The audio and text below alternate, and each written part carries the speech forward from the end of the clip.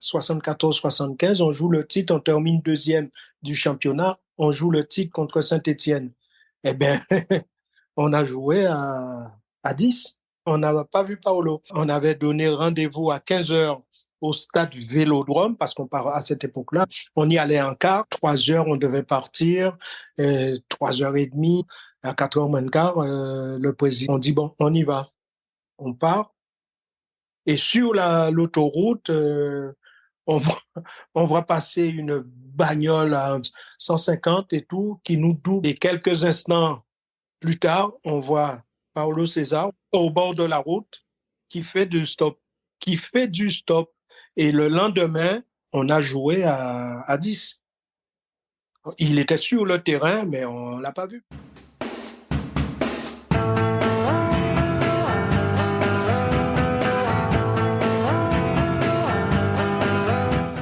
Bonjour à toutes et à tous et bienvenue pour le deuxième volet de notre série consacrée à Marius Trésor. Au programme aujourd'hui, la Coupe du Monde 78 en Argentine, mais aussi le passage de Marius à l'Olympique de Marseille. Premier épisode avec énormément d'anecdotes. Marius n'a rien oublié et il nous partage tous ses souvenirs dans un épisode fabuleux. C'est parti. Et donc Marseille, alors par contre je suis tombé sur une vidéo de toi où tu es à Ajaccio, peut-être quelques mois avant le dénouement de ce transfert, où tu fais preuve d'une grande maturité quand les journalistes te posent un peu des questions pièges. Oui, est-ce que vous voyez continuer à Ajaccio? Est-ce que vous voyez partir? Au lieu de dire oui, non, je me vois toute ma vie, comme le font certains joueurs maintenant, où ils disent oui, non mais je suis parisien pour la vie, et puis un mois plus tard ils sont partis à Fenerbahçe, j'en sais rien. Et donc toi tu dis non, moi je me vois bien partir, ça va dépendre de l'offre, mais je me vois pas aller dans le nord de la France. Tu dis vraiment très clairement, il faudra que j'aille dans le sud. Donc tu envisageais quand même, alors non, je sais que c'est pas techniquement le nord de la France, mais c'est quand même plus au nord que Paris, par exemple. Et tu te voyais quand même partir à Nantes au final? Si Nantes s'était mis sur le coup, partir à Nantes, pour moi, je suis arrivé en 69, nous sommes en 72, donc ça fait 3 ans déjà, donc je m'étais habitué à la vie française, pratiquement, je m'étais habitué à cette vie et je me voyais pas ne pas aller à Nantes ou ne pas aller à Reims si c'est Reims qui voulait, parce que les 3 années passées à Ajaccio, je m'étais familiarisé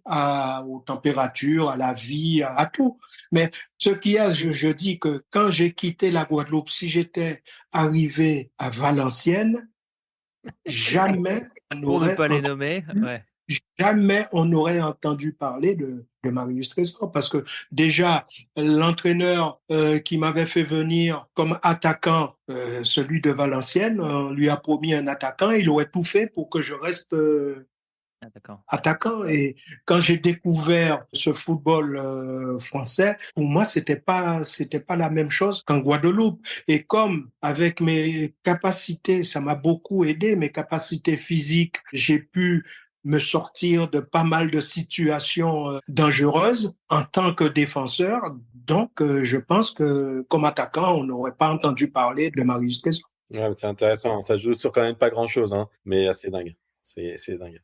Et donc Marseille, tu restes là-bas, donc tu disais 8 ans, tu as des hauts, tu as des bas, vous gagnez bizarrement quand même, vous gagnez pas de trophée, il me semble. Que la Coupe de France en 67.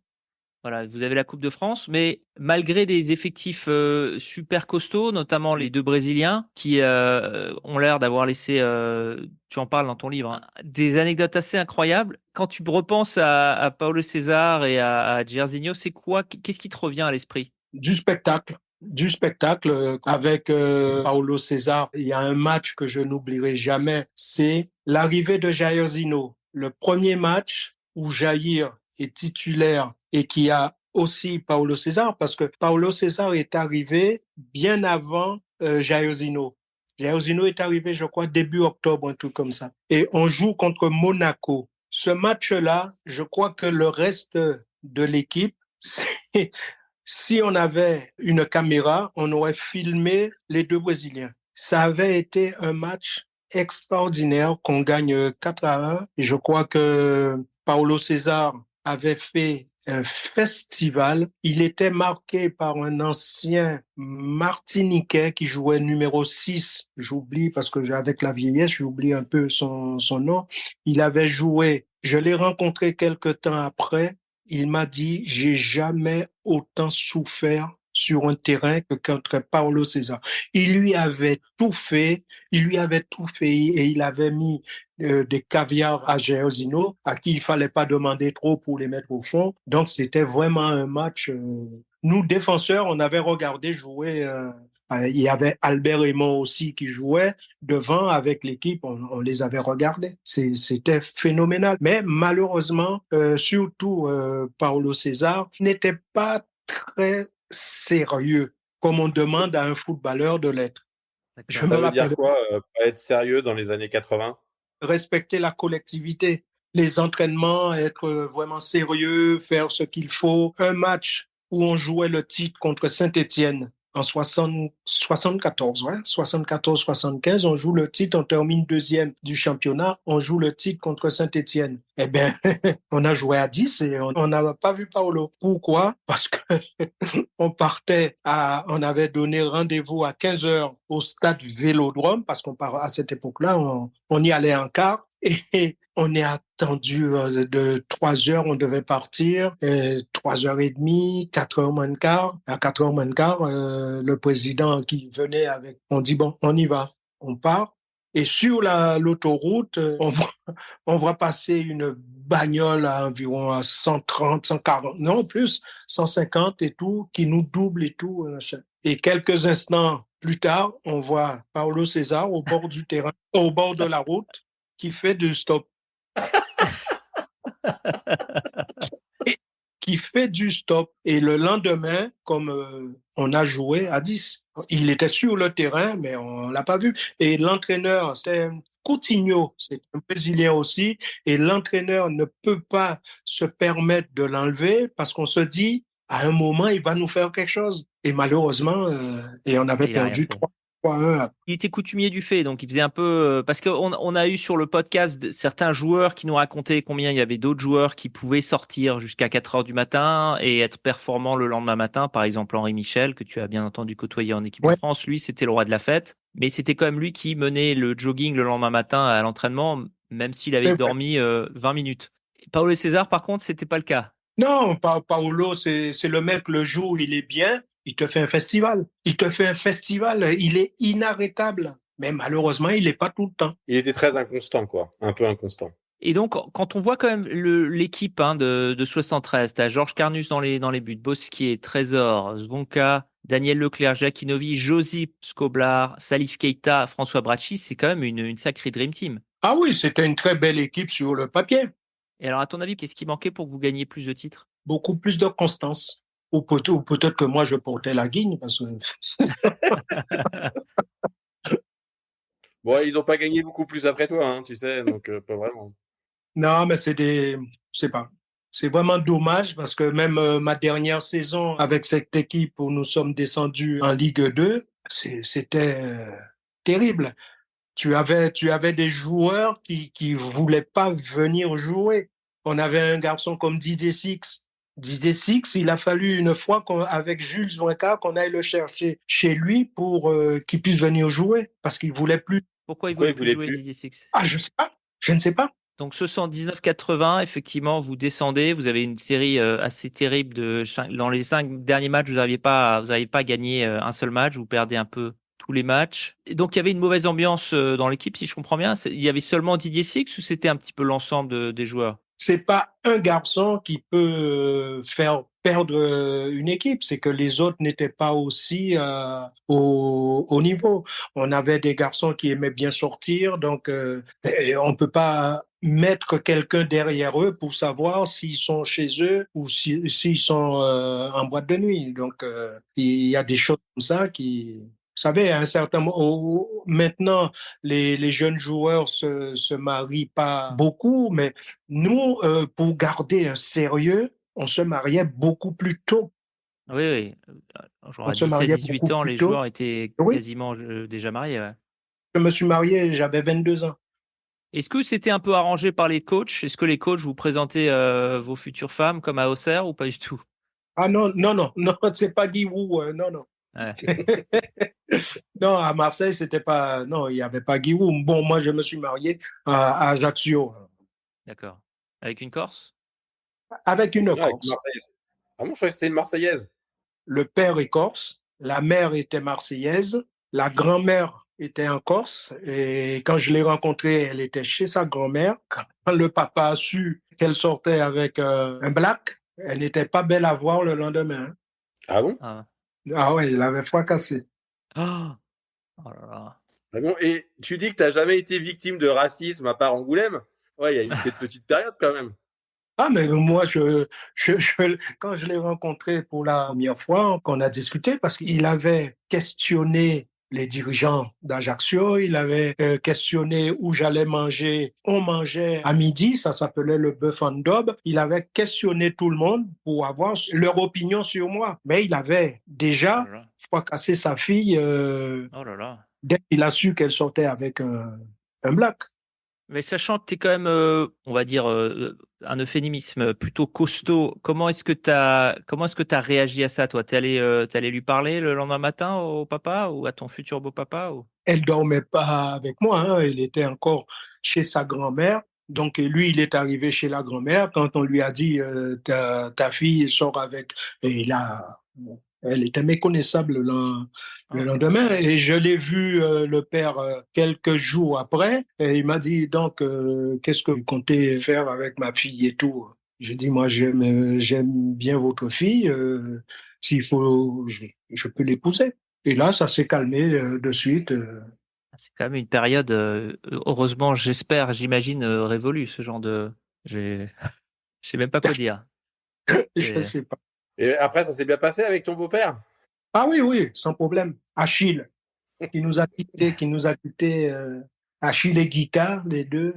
Ah non, mais comme je vous ai dit, quand je suis revenu de, comment ça s'appelle, de la tournée au Brésil, chez eux que j'étais quand le trésorier du Paris FC est venu me voir pour me dire qu'ils avaient fait une proposition à Ajaccio. Les choses s'étaient un peu tassées rapidement, donc ça c'est plutôt une bonne Oui, nouvelle. oui. Et donc pour revenir à des choses plus triviales, malheureusement, j'ai l'impression sur Marseille, sur ton expérience marseillaise, tu as un peu un sentiment mitigé, c'est-à-dire que ça aurait pu être mieux et que tu avais un club ou des joueurs qui n'avaient pas le même niveau que toi de professionnalisme et donc D'implication, ouais. qu'il y a certaines occasions gâchées, quoi, non? Ça, c'est vrai. Bon, je vois la joie qu'on a eue quand on a remporté la Coupe de France en 76. J'aurais bien aimé connaître des moments aussi forts par la suite. Connu et encore un peu de loin, c'est en 84 quand Bordeaux est champion de France. Bon, j'ai joué que la première partie du championnat et j'étais pas présent à Rennes quand ils ont été gagnés 2-0 pour décrocher le titre. C'était le deuxième titre de Bordeaux. Le premier, c'était en 1950, l'année où je naissais.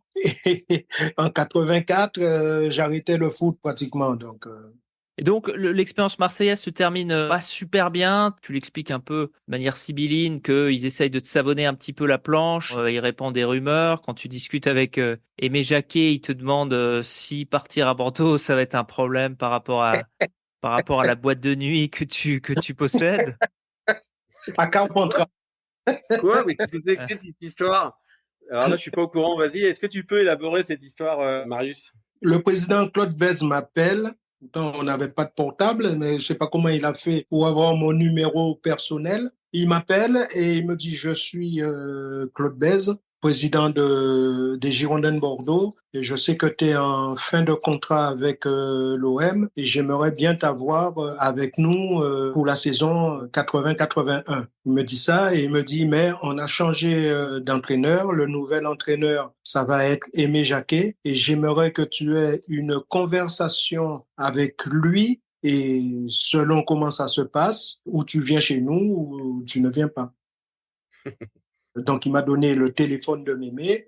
J'ai appelé Aimé, j'ai pris rendez-vous avec lui et je suis monté à Lyon parce qu'il quittait Lyon pour Bordeaux. Je suis monté à Lyon, j'ai eu une discussion avec Mémé et c'est là qu'il me dit, mais comment tu vas faire pour ta boîte de nuit à Carpentras? J'ai dit, une boîte de nuit à Carpentras?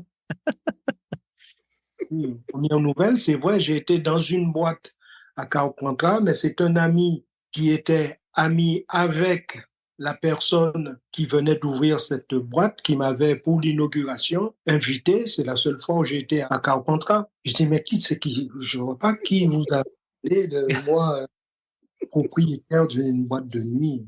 Et un certain femme, sa femme traverse et lui dit, tu n'as qu'à lui dire qui c'était. Et en plus, Mémé Jacquet et Bernard Bosquier, ils ont joué ensemble à Saint-Étienne. Et comme ma dernière année de contrat avec Marseille, Bernard Bosquier, au mois d'octobre, est devenu directeur sportif de l'Olympique de Marseille. Et à cette époque-là, j'avais, comment s'appelle cette équipe là, Bayern de Munich, qui cherchait un plaçant à Beckenbauer et qui me voulait. Je suis monté à Munich, passé la visite médicale, au niveau financier, tout était nickel. Ils m'avaient demandé ce que je touchais à Marseille et pour 6 mois, ils allaient simplement augmenter un peu cette somme pour que je sois transféré au Bayern, à Munich. Quand Marseille leur a dit ce qu'il fallait pour les 6 mois, 2 millions de francs, donc 200 millions anciens, ils ont fermé la porte. Et moi, j'ai dit, bon, Marseille a peut-être perdu un peu d'argent, moi aussi dans l'histoire, mais ça ne me dérange pas, je verrai bien. En fin de contrat, je vais être libre, donc c'est pas un problème. Si j'ai pas de gros pépins physiques, je trouverai sûrement un club. Et finalement, je regrette pas d'être parti à Bordeaux parce que j'ai joué pendant 4 ans et demi et c'est mon corps qui m'a dit c'est terminé, on arrête là. Tu peux continuer à jouer avec le Variété Club de France, mais pas au niveau. Et bien alors, quand tu es de nouveau libre, 6 mois après avoir reçu l'offre de Bayern, le Bayern n'était plus intéressé 6 mois plus tard? 6 mois plus tard, non, ils avaient trouvé quelqu'un. Ils n'allaient pas attendre. Ouais. Est-ce que a posteriori, tu regrettes?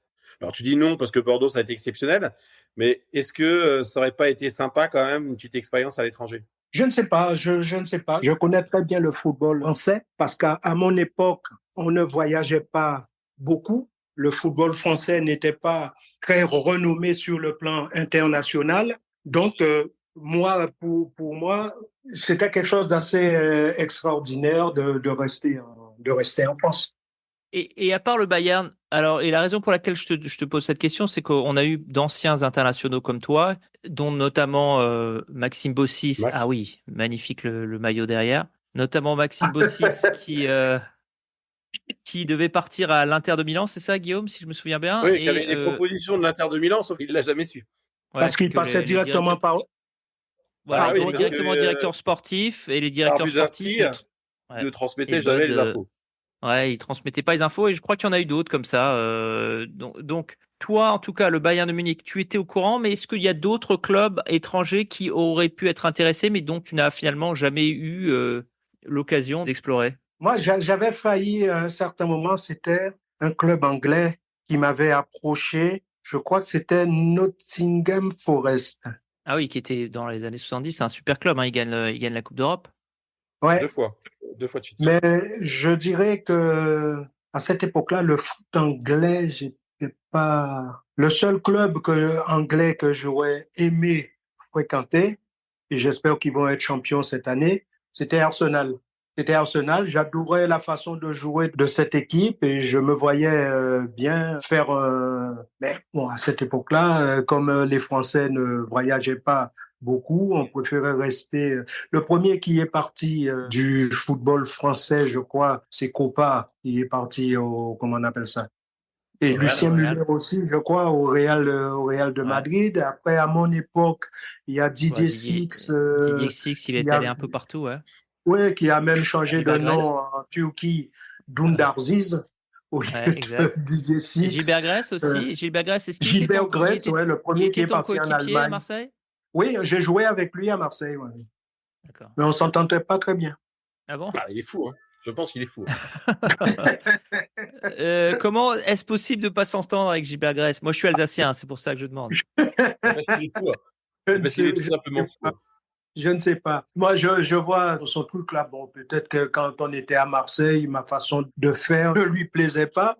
Mais je me rappelle une fois, il y avait Strasbourg-Marseille. Strasbourg-Marseille et Marseille prend une volée. On avait perdu 4-0 ou pas. J'y étais pas. Et il s'est permis de dire, mais de toute façon, s'il y avait un trésor, on aurait gagné encore plus largement. Et tout ça, Mais attendez, mais Wow. tout ça pour un truc très simple.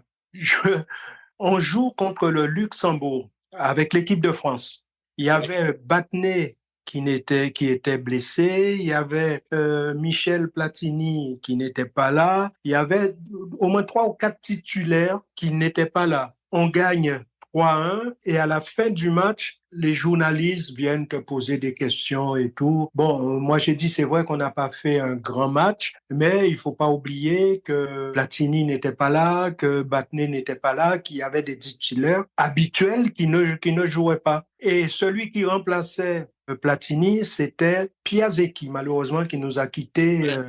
Et il a pris ça pour lui, en disant que c'est comme c'était un Strasbourgeois, il pensait que j'avais voulu critiquer le joueur alors qu'on avait gagné le match sans problème, on avait gagné 3-1. Donc, comme je dis, on ne peut pas plaire à tout le monde. Hein. Et alors, c'est marrant que tu parles de ce match contre le Luxembourg parce qu'il me semble que c'est là qu'il y a cette histoire. Et je suis désolé de revenir à chaque fois avec Didier Six, mais j'ai l'impression qu'il est toujours un petit peu au centre de ce genre d'histoire. Il y a ce match, alors je sais pas si le match aller ou match retour, donc contre le Luxembourg, le coach vous dit, Hidalgo vous dit, bon, personne ne sort, on se prépare pour le match. Et Didier Six sort quand même, et puis il revient un petit peu éméché apparemment, et il percute avec sa voiture un car de policier. Et finalement, il revient encore en entraînement, et je crois qu'Hidalgo réussit un petit peu à étouffer l'affaire. Ah, malheureusement, il n'a pas pu l'étouffer. Ah oui, Bah, oui, pas la preuve. complètement, puisque La preuve. Mais je vais vous dire, nous étions tous les deux. Je faisais chambre ensemble avec Didier et on avait joué le dimanche précédent cette réunion de l'équipe de France. On avait joué à Sochaux. On avait gagné 3-0, je crois. Il avait fait un festival, marqué 2 buts. On arrive à Paris le dimanche, on avait pris le train. On arrive à Paris le dimanche soir et on avait, le stage commençait le lundi dans la matinée. Donc, on arrive, il me dit, qu'est-ce que tu fais? On va faire un tour. J'ai dit non, Didier. Non, on a le stage qui va commencer. Et en plus, samedi, il y a un match. Donc, non, moi, je sors pas. Donc, il sort à Paris. Le lendemain, on se retrouve à, comment ça s'appelle? Le dimanche soir, il sort. On se retrouve le lendemain au camp des loges, Paris Saint-Germain, où il s'entraîne. Au camp des loges, on se retrouve là et tout se passe bien. Le stage, 3 jours. Dernier jour, il me dit, on va faire un tour. J'ai dit, Didier, on est mercredi, il y a un match samedi. Donc, moi, je ne sors pas. Il me dit, oh, t'as raison et tout. Il s'en va. Et quelques instants après, je le vois revenir, se changer. Il me dit, il y en a qui sortent, je sors avec lui. Et on avait le maître d'hôtel qui lui avait prêté, qui leur avait prêté sa voiture. Donc, ils sortent et en rentrant, non, chronologiquement, je me lève sur le coup de 5h30 pour aller faire un petit besoin et je vois ses vêtements derrière la porte avec du sang.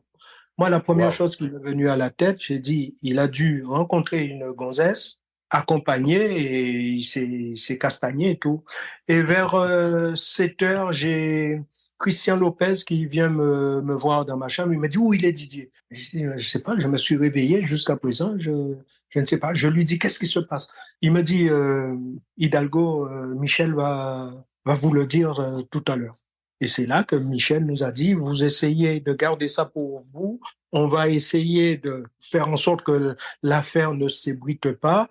Mais Didier est sorti, il avait pris la voiture du maître d'hôtel, il a eu un accident, il est rentré en collision avec, avec un commandant de gendarmerie qui partait en vacances. Ah ouais. Moi, j'arrive à Marseille le jeudi et je dis rien. Et le vendredi, il y a Jules Zouinka qui me dit, c'est quoi cette affaire-là? J'ai dit, quelle affaire?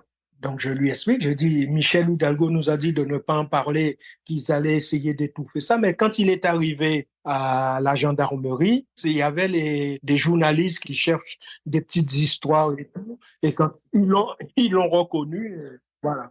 C'est marrant parce que tu parles aussi dans le livre, alors je sais plus pour quel match, où pareil, Hidalgo dit, bon les gars, tout le monde reste sérieux ce soir, et puis c'est peut-être pendant Font-Romeu, et il y en a quand même un qui décide d'aller faire du ski sur les pistes, tu en parles à la fin à la fin du livre, et de nouveau, c'est Didier Six. Ouais, mais Didier, c'était un personnage. Hein. C'est, comment on appelle ça? C'était quand nous sommes partis faire la préparation en 81, décembre 81. Nous sommes partis 15 jours à Font-Romeu. Donc, Michel nous dit, pas de ski. Moi, je risquais pas, je ne sais pas en faire. Pas de ski et pendant une semaine, je vous laisse tranquille et on commencera le travail la deuxième semaine.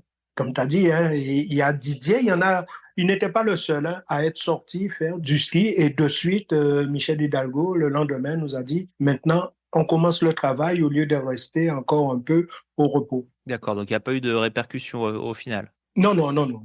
C'est ton copain de Chambray, Yesix. Il a l'air un peu foufou. Toi, tu as l'air plutôt équilibré ou toi aussi, tu peux être un peu foufou et vous vous retrouvez assez bien? C'est la seule fois où on a fait chambre ensemble. On a fait chambre ensemble.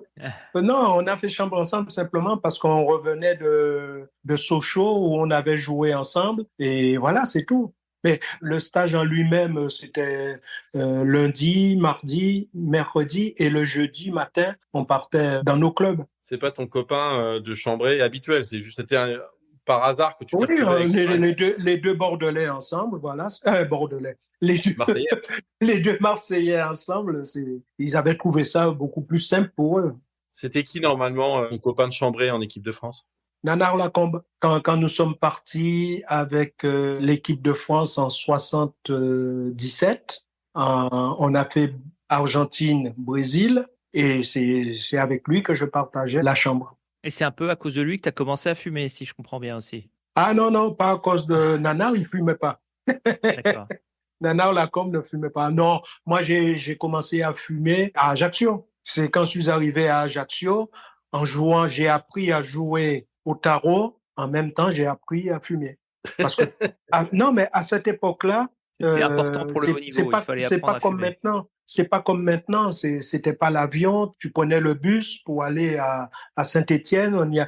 Et pendant 2-3 heures, qu'est-ce que tu faisais? Il fallait se changer les idées et tu jouais aux cartes. Et donc dans le bus, en revanche, hop, les joueurs, ils s'allumaient une petite cigarette en attendant le match? Ah oui, mais moi, ça m'est arrivé avant de rentrer sur le terrain ou parfois à la mi-temps, aller aux toilettes simplement pour fumer une petite cigarette.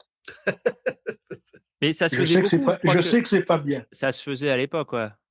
Ouais, Loïc Amis nous racontait que de temps en temps, quand il rentrait dans le vestiaire de Nantes, il y avait de la fumée partout, quoi, parce qu'il y avait quand même pas mal de fumeurs. Hein, donc, Il y a surtout, on a parlé tout à l'heure, Henri Michel. Henri Michel, au réveil, la première chose qu'il faisait, c'est tapoter la petite table à côté de son lit, prendre une cigarette et en plus, c'était des gitanes. C'est pas n'importe quoi. Hein. Et beaucoup de gens fumaient en équipe de France? Quand je suis arrivé, oui. Quand je suis arrivé, il y avait beaucoup de joueurs. On pouvait compter le nombre de joueurs qui ne fumaient pas par rapport au contraire. La majorité des joueurs fumaient. Et c'est à quel moment que ça change un petit peu, que la courbe descend, on va dire? Moi, je vais vous dire, moi, j'ai arrêté de fumer en 2003. Ah oui. D'accord, ah ouais, donc bien après ta carrière. donc tu fumais pour pouvoir jouer, en fait. C'est l'inverse. Non, non, non. Mais bon, comme je dis, c'est qu'à notre époque, il n'y avait pas de portable. Maintenant, tu vois, il n'y avait pas de tablette. La majorité des joueurs ont leur tablette, ils font des jeux. Donc, pendant ce temps-là, ils fument pas. Et maintenant, dans les bus, la plupart du temps, c'est non-fumeurs. Donc, tandis que nous, on n'avait que les cartes pour faire passer le temps. Et quand tu mettais une tablée, tu avais 1, 2, 3 tablés de garçons qui jouent au tarot. À chaque table, tu avais au moins 300 billets. Alors, c'était qui le plus mauvais perdant au tarot? J'ai envie de dire Michel Platini, hein, d'après les échos qu'on a eus. Ah, Michel, il n'aimait pas perdre. Que ce soit au tarot ou on jouait aussi au rami. Moi, je me rappelle un déplacement qu'on a fait avec Michel. Il y avait Pécou, il y avait d'autres. C'était en 76. On avait fait un déplacement en Russie pour essayer de qualifier les espoirs. Et pour renforcer l'équipe, il y avait Michel, Christian Lopez et moi. Malheureusement, on s'était fait quand même sortir 2-1 par la Russie. Et aller-retour, on avait joué au rami. Nous étions 6 à jouer et c'était les 2 vainqueurs qui se partageaient la somme. C'est Michel et moi qui avons raflé la mise. Alors, qui était en revanche le plus nul en cartes? Qui était vraiment le plus nul au tarot et au rami? Au rami, je ne sais pas s'il n'avait pas de chance ce jour-là, c'était Éric Pécou. Écoute, Eric, on essaye de l'avoir sur le programme. On lui rappellera cette anecdote. C'était un voyage en URSS. Et alors justement, puisqu'on parle de l'équipe de France, on peut pas ne pas parler de tes premiers matchs, on en a un peu parlé, mais aussi de ce match contre le Danemark, d'où vient cette expression qui maintenant pourrait peut-être un petit peu choquer, mais qui à l'époque, tu le dis toi-même, était sûrement employée de façon en tout cas affectueuse, si ce n'est en tout cas de manière positive. C'est l'expression de la garde noire que tu faisais avec Jean-Pierre Adams. Comment tu expliques cette complicité que tu as avec lui? Parce qu'on a l'impression que vous jouiez ensemble en club, mais en fait pas du tout. Vous avez juste fait 20 Non, matchs ensemble en équipe de France au final. c'est vrai. On a joué, bon, le premier match qu'on a fait avec Jean-Pierre, lui jouait numéro 6, comme il jouait à Nîmes, il jouait numéro 6 et moi je jouais libéraux et c'était avec Claude Quitté qui en tenait l'axe central et Jean-Pierre était juste positionné devant.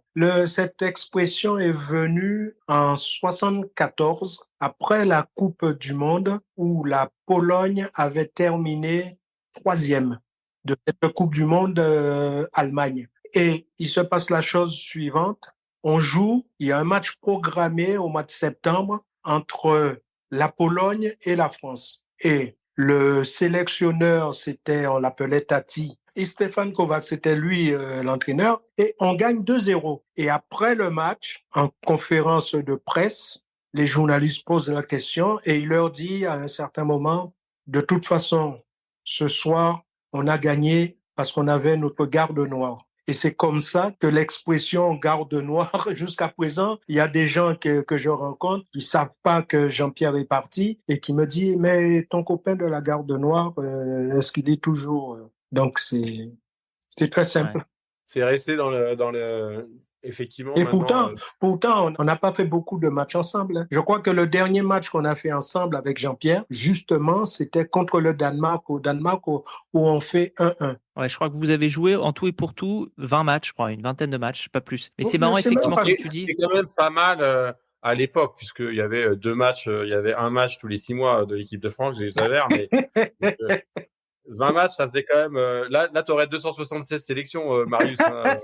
Non, c'est sûr, c'est sûr. C'est vrai qu'on n'avait pas beaucoup. On commençait par un match contre une équipe de club. C'était le match qu'on faisait pour l'UNFP, le club des footballeurs. Et après, on avait 5 matchs, pas plus.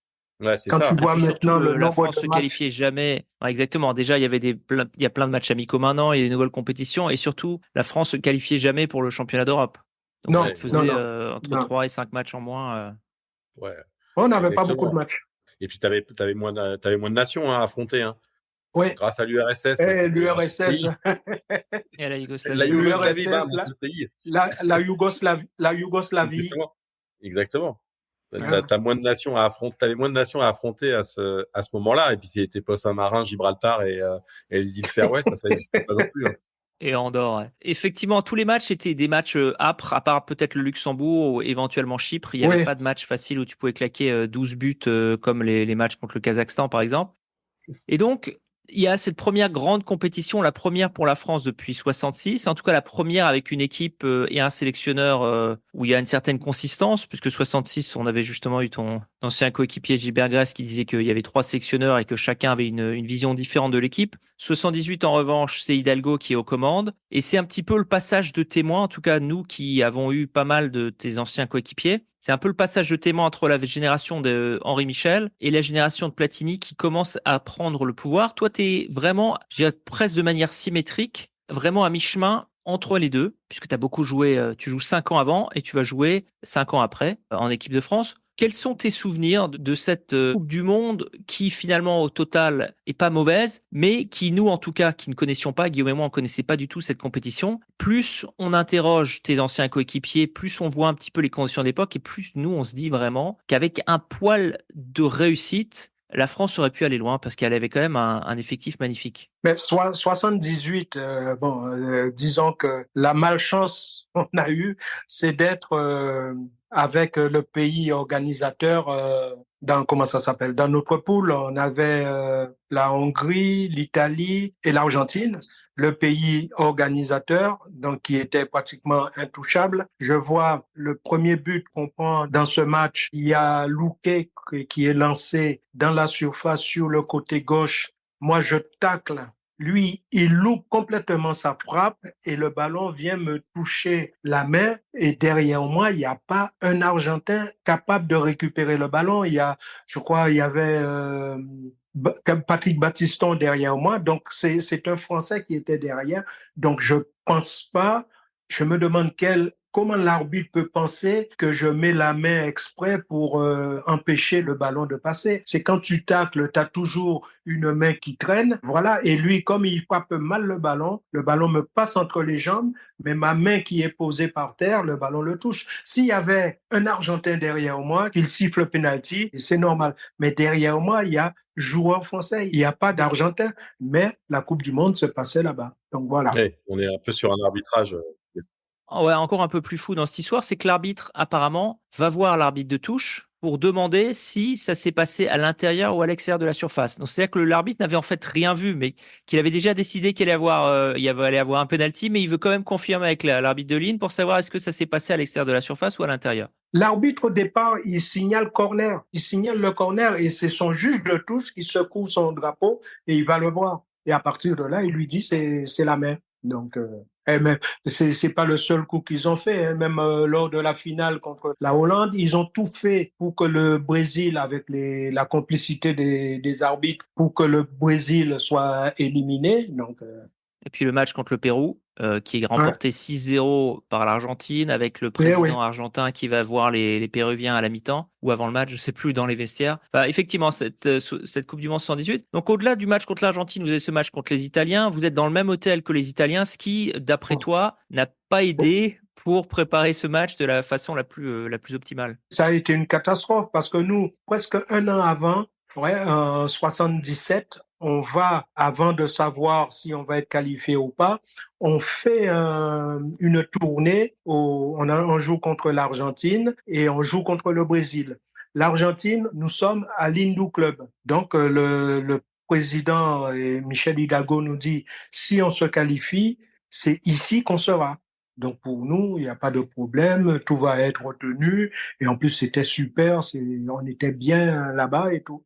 Et le tirage au sort se fait, Argentine, Italie, France, Hongrie. Et on se retrouve à l'Hindou Club avec l'Italie. Et je ne sais pas comment ça s'est passé, pourquoi on s'est retrouvé avec cette équipe italienne. Tu t'entraînes, ils te voient t'entraîner, tu peux rien mettre en place. C'était catastrophique. Bah, j'ai une petite réponse à pourquoi. On est dans un monde quand même de l'amateurisme total du football français. C'est-à-dire que j'ai l'impression que les dirigeants français à cette époque-là, c'était quand même un peu Tintin au Congo, quoi. C'était un peu des gars. Mais le pire, c'était le troisième match. Ouais. Alors, raconte-nous. Ouais. Raconte-nous. On parle à C'est Mar del Plata. Mar del Plata pour le dernier match. On se retrouve, on est en bleu et l'équipe aussi est en bleu. L'équipe hongroise. Oui, l'équipe hongroise aussi. Et eux, ils n'ont pas voulu changer. Ils avaient un deuxième jeu de maillot rouge. Ils n'ont pas voulu changer. Ils ont dû se dire.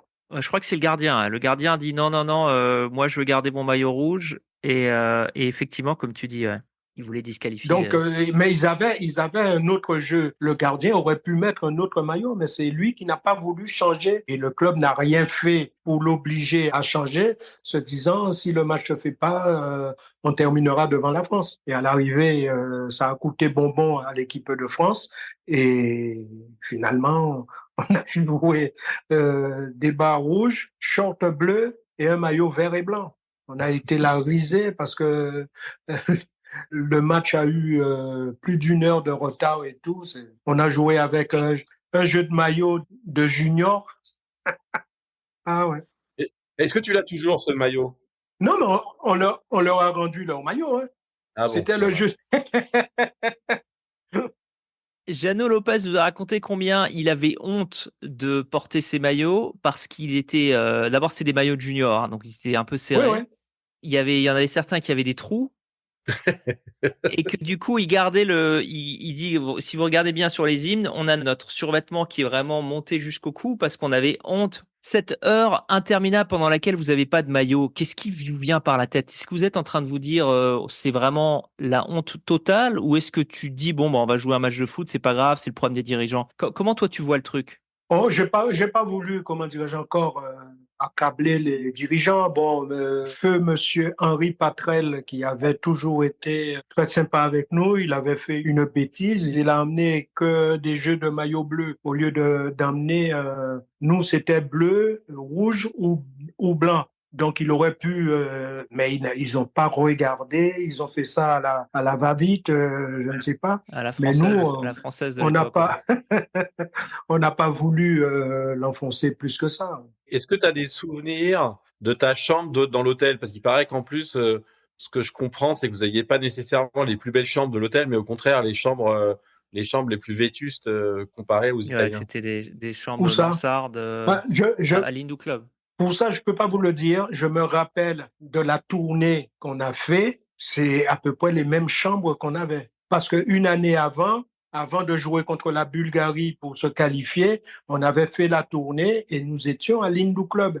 Donc, on n'a pas vu beaucoup de différence. Ce que moi j'ai entendu aussi, c'est que l'Italie avait fait refaire l'étage du bas à ses propres frais. Et alors, est-ce que du coup, vous, quand vous les voyez, ils étaient dans des situations qui étaient plus luxueuses que les vôtres ou vous faisiez pas attention à ça? Ah, il aurait fallu que j'aille visiter leur chambre, mais j'ai pas été visiter leur chambre. C'est Didier Six qui nous l'a dit. Il est allé visiter un peu les chambres. Non, c'est pas vrai. Non, c'est faux. C'est pas vrai. C'est pas vrai, Marius, c'était une blague. C'est juste une blague. Mais alors, l'autre histoire rocambolesque, et d'après mes sources, c'est un petit peu toi l'instigateur, c'est aussi l'histoire des chaussures Adidas, où toi, tu vois un petit peu ce que les autres sélections reçoivent d'Adidas, et une fois de plus, un peu en écho avec ton histoire d'Ajaccio, tu dis, mais on est en train de se faire avoir sous toutes les coutures. Alors, est-ce que tu vas voir Remeter directement, ou c'est ensuite lui qui vient Non, Comment non, ça se passe, non. cette histoire? La façon, moi, j'avais Henri Michel et moi, parce qu'à mon époque, quand tu arrivais en équipe de France et que tu faisais plus de 3 matchs avec l'équipe de France A, Adidas t'offrait un contrat. Donc, Henri Michel et moi, en 78, nous étions Sous contrat. sous contrat avec Adidas. Donc moi, j'étais capitaine de l'équipe de France. J'ai été voir le président, les deux présidents, Michel Hidalgo et François Remeter. Je leur ai dit, les joueurs de l'équipe de France ont su exactement ce que touchaient certaines délégations adverses. Et si on ne fait rien, on verra pas les 3 bandes Adidas de l'équipe de France, à part sur les chaussures d'Henri Michel et moi. Donc, je le dis à Remeter et lui, il reste figé sur sa position. Je ne sais même pas s'il a voulu téléphoner à Adidas pour lui dire. Donc, les joueurs, ils ont peint les bandes en noir. On voyait pas les 3 bandes Adidas. Sauf toi et Henri, alors. Henri Michel et moi. Parce que vous aviez un contrat différent. Voilà, on avait le contrat avec Adidas et moi, c'est même pas un contrat que je vais te dire, c'était, je crois que c'est 500 francs par mois. Ah ouais, c'est pas des grosses sommes. Hein. Donc, pour les gens qui nous écoutent, c'est 80 €, hein, c'est ça? Et ouais, à cette époque-là, c'était comme ça. Donc, 75 €, ouais, même un peu moins. Ouais. 75 € par mois, c'est-à-dire moins de 1 000 € par an, quoi. Voilà. Et les autres avaient que de cerise. Donc c'est pour ça que. Mais là, t'étais marrant parce que tu défends en fait tes comparses de l'équipe alors que toi, t'étais protégé. Moi, les deux vieux de l'équipe de France à cette époque-là, c'était Henri Michel et moi. Moi, je suis arrivé en 71, Henri Michel un peu avant moi, donc nous étions les deux vieux. Et quand cette génération est arrivée, Adidas n'offrait plus ce contrat. Ah oui, d'accord. En fait, vous étiez les premiers et les derniers, enfin les derniers plutôt de la génération de quelques matchs en équipe de France, vous aviez un contrat garanti. Et vous étiez les derniers contrats garantis. Tu faisais 3 matchs avec l'équipe de France, tu avais un contrat. Voilà, avec le nombre de matchs de l'équipe de France, si Adidas faisait ça, ça leur coûtait... Ça leur aurait coûté du fond, là, maintenant, ouais. Bah, mais de toute façon, ils sont plus avec Adidas, ils sont avec Nike. Ils sont avec Nike. Mais bon, à 75 € par mois, je pense qu'ils pourraient quand même se le permettre. On sait jamais, hein, tu sais. Et alors, au niveau du fonctionnement interne de l'équipe, je sais plus qui nous a dit que c'était vraiment peut-être c'était Patrice Rio qui nous disait que vraiment il a vu le passage de relais entre Platini qui prend le pouvoir en équipe de France et aussi peut-être que la raison pour laquelle cette équipe fonctionnait peut-être pas aussi bien qu'elle aurait pu, en tout cas sur le papier, c'est qu'il y avait peut-être une bataille d'ego entre les deux milieux de terrain, entre Henri Michel et Michel Platini. Comment tu vois, toi, cette analyse? C'est un peu sévère. C'est un peu sévère. Moi, je dirais simplement que tout le monde connaissait la classe de Michel Platini. C'est le garçon qui nous a souvent sorti de mauvais pas par ses gestes techniques, par ses buts, par ses coups francs et tout. Donc, en plus, c'est pas ces deux joueurs qui ne jouaient pas, même si ce sont des milieux de terrain qui ne jouaient pas à la même. Platini, c'était un meneur de jeu. Henri Michel, c'était un relayeur. C'était pas la même chose. C'est comme si on comparait Tigana et Platini. Chacun a sa façon de jouer, a sa façon d'apporter quelque chose à l'équipe. Moi, personnellement, j'ai jamais fait attention à ces comportements de, je ne sais pas, je voyais Henri était là, on jouait aux cartes avec Michel, tout se passait bien. Non, t'as pas du tout senti Non, tant mieux. Non. Petite question hyper polémique, Marius. Tu préfères jouer avec qui? Avec Henri Michel ou Michel Platini? Je préférais jouer avec les deux. Pour la simple et unique raison, c'est pas le même jeu. D'accord. Tu viens de m'expliquer. C'est pas le même jeu entre Henri Michel et Michel Platini. C'est comme si actuellement on me disait, bon, je sais qu'il apporte beaucoup, mais qu'on essaie de comparer Dembélé et Mbappé. C'est deux attaquants, mais ils n'ont pas le même style de jeu. Donc cette expérience 78, c'est un peu une phase d'apprentissage pour l'équipe de France. Tu te rends compte à ce moment-là que c'est vraiment un peu une mise en bouche pour le futur ou t'as pas encore cette perspective déjà, ce recul à la fin de la compétition? Non, non. Une fois éliminé, moi c'était ma première Coupe du Monde. Je me dis merde, on aurait bien aimé aller beaucoup plus loin, surtout contre l'Italie. On avait bien débuté le match, 25 secondes, but de Bernard Lacombe sur service de Didier Six. Mais après, on s'est effondré. On n'a pas su disons, poser plus de problèmes aux Italiens. Après le match contre l'Argentine, là encore, on a le malheur de perdre notre gardien qui prenait quand même une place énorme dans les buts. C'est Bertrand Demann qui se blesse en première mi-temps et il est remplacé par Dominique Dropsy. Dominique Baratelli. C'est vraiment dommage parce que si tu restes au complet, tu perds pas le match. Ah, tu penses que si Bertrand Demann ne se blesse pas, tu penses que vous le gagnez? Parce que c'est vrai que sur le... Je pense qu'on perd pas le match. Pour la simple et unique raison, c'est pas que Dominique a fait quoi que ce soit, mais c'est la place qu'il prenait dans les buts, Bertrand Demann. Il était immense. En plus, quand tu as l'habitude de jouer avec quelqu'un derrière toi, et en plus, il y avait aussi André Ray qui n'a pas pu participer à cette Coupe du Monde. Battiston lui avait pété le bras quelques mois avant la Coupe du Monde, donc parce que c'était lui le gardien titulaire. Après, Patrick, malheureusement, il a eu d'autres problèmes avec d'autres gardiens un peu plus tard. Ah oui. Mais il n'y avait pas les mêmes arbitres. Ouais, exactement. Alors, toi, c'est qui pour toi le meilleur gardien en équipe de France? Ça me pose la question. C'était qui le gardien que tu as le plus apprécié à voir derrière toi en équipe de France? Mais je les ai pratiquement tous appréciés. Hein. Je dirais quand je faisais une connerie et que l'attaquant frappait et que le gardien le sortait, pour moi, il avait fait un arrêt extraordinaire. Non, mais j'ai joué avec Carnus à Marseille, j'ai joué avec Baratelli à Ajaccio, j'ai joué avec avec Dominique Dropsy en équipe de France et machin aussi. Et André Rey, j'ai joué avec lui en équipe de France, donc. Ettori, tu as joué avec Ettori? Et avec Ettori pendant la Coupe du Monde 82. Donc, c'est difficile de dire, chacun avait ses qualités. Moi, je vois Jean-Luc Ettori, c'était peut-être le plus petit des trois gardiens qu'on avait emmenés en 82. Mais les entraîneurs des gardiens, c'était Kurkovic, l'ancien gardien de Saint-Étienne. Et c'est lui qui conseillait Michel Hidalgo.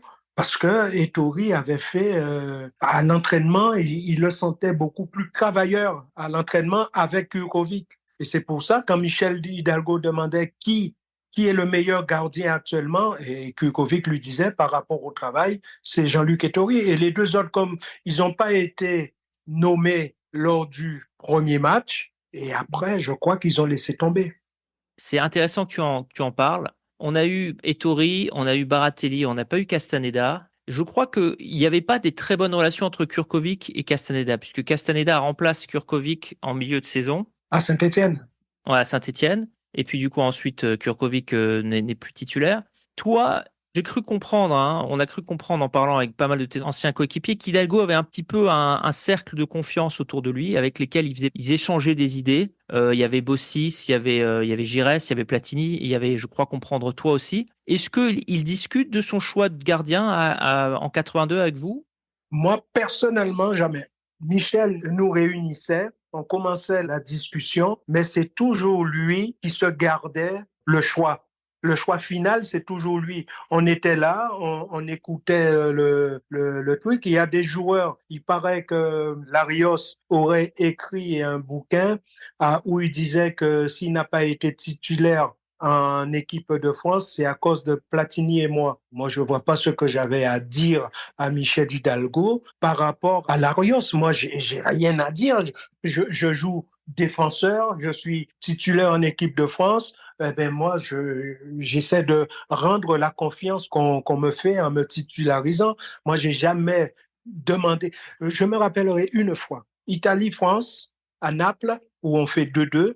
Michel Hidalgo, on venait de se qualifier contre la Bulgarie et Michel Hidalgo, on arrive sur le terrain pour un petit échauffement et faire un entraînement la veille du match. Il me prend à part et il me dit bon, Marius, penses-tu que je peux essayer des garçons sur ce match-là? J'ai dit bon, Michel, il y a pratiquement toute l'équipe qui a qualifié la France pour la Coupe du Monde. Le mieux, c'est de faire débuter cette équipe et après faire des changements. Et je lui dis, Michel, ça me fait plaisir que tu m'aies demandé, mais je vois les joueurs là tous, ils sont en train de regarder et je voudrais pas qu'il y en ait qui pensent que c'est moi qui t'ai dicté ton choix. Il m'a dit, je te remercie de ta franchise et voilà, c'est la seule fois où j'ai discuté avec Michel sur le plan de la composition de l'équipe. Mais il y avait quand même une très grande fluidité, en tout cas dans les relations d'Hidalgo avec ce cercle de confiance. J'ai vraiment l'impression qu'il discutait beaucoup avec ses 4-5 joueurs. Mais à chaque match, on a toujours, c'est lui qui a décidé de Michel, de Gigi, de Maxime et moi de faire un tour de table. Mais c'est lui qui prenait la décision finale de savoir quelle équipe il allait mettre sur le terrain.